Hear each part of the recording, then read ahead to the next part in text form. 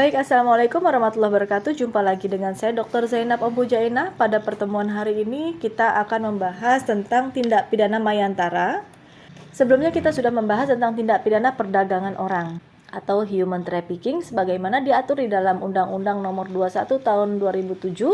Diatur di dalam pasal 1 memberikan definisi bahwa tindak pidana perdagangan orang ini merupakan tindakan perekrutan, pengangkutan, penampungan, pengiriman, pemindahan, atau penerimaan seseorang dengan ancaman kekerasan, menggunakan kekerasan, penculikan, penyekapan, pemalsuan, penipuan, penyalahgunaan kekuasaan atau posisi rentan, penjeratan utang atau pemberian bayaran atau manfaat, sehingga memperoleh persetujuan dari orang yang menggunakan kendali atas orang lain tersebut, baik yang dilakukan di dalam negeri maupun antar negara untuk tujuan eksploitasi atau mengakibatkan orang tereksploitasi. Kemudian unsur tindak pidana perdagangan orang ini ada pelaku, ada proses, ada cara, kemudian ada tujuan. Baik, kita masuk pada materi kita hari ini tentang tindak pidana mayantara, di mana kita akan membahas tentang definisi, ruang lingkup, perkembangan regulasi nasional, kemudian perkembangan regulasi internasional, dan pengaturan yurisdiksi tindak pidana cyber. Baik, definisi terhadap tindak pidana mayantara ini sebagaimana diatur di dalam Undang-Undang Nomor 11 Tahun 2008 tentang informasi dan transaksi elektronik, bahwa definisi tindak pidana mayantara ini atau cyber law atau cyberspace, dalam hal ini hukum cyber atau ruang cyber. Definisi tindak pidana mayantara menurut Majidyar, tindak pidana atau tidak adanya definisi tindak pidana mayantara yang konsisten bahkan di antara aparat penegak hukum yang seharusnya menangani masalah tersebut. Sebagai analis, tindak pidana mayantara fokus pada perbuatan yang diancam dengan sanksi dalam hukum pidana.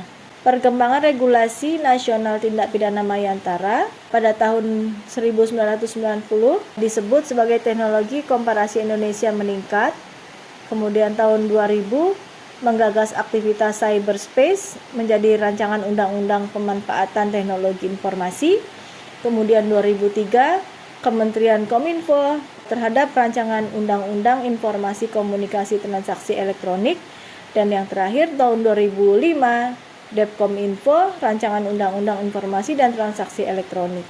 Kemudian pada tahun 2008 pada 25 Maret 2008 rancangan undang-undang IT dibentuk dan disahkan setelah berbentuk Undang-Undang Nomor 11 Tahun 2008 tentang informasi dan transaksi elektronik.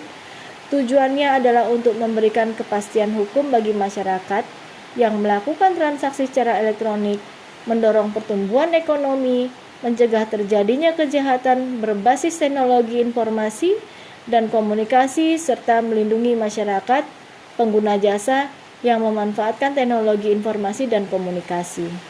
Perkembangan regulasi tindak pidana mayantara di dalam Undang-Undang IT yaitu 13 bab, 54 pasal, perbuatan yang dilarang itu sebagaimana diatur dalam pasal 27 sampai 37, sanksi pidana sebagaimana diatur dalam pasal 45 dan 52. Klasifikasi tindak pidana mayantara menurut rancangan Undang-Undang KUHP ada beberapa hal, di mana Organization for Economic Cooperation and Development, kemudian ada United Nations, ada the Group of Eight atau disebut dengan GH, kemudian Council of Europe, kemudian pengaturan yurisdiksi tindak pidana cyber sebagaimana diatur dalam pasal 2 Undang-Undang IT, yaitu setiap orang yang melakukan tindak pidana yang berada di dalam wilayah hukum Indonesia atau berada di luar wilayah hukum Indonesia dan mempunyai akibat hukum di wilayah hukum Indonesia dan merugikan kepentingan Indonesia.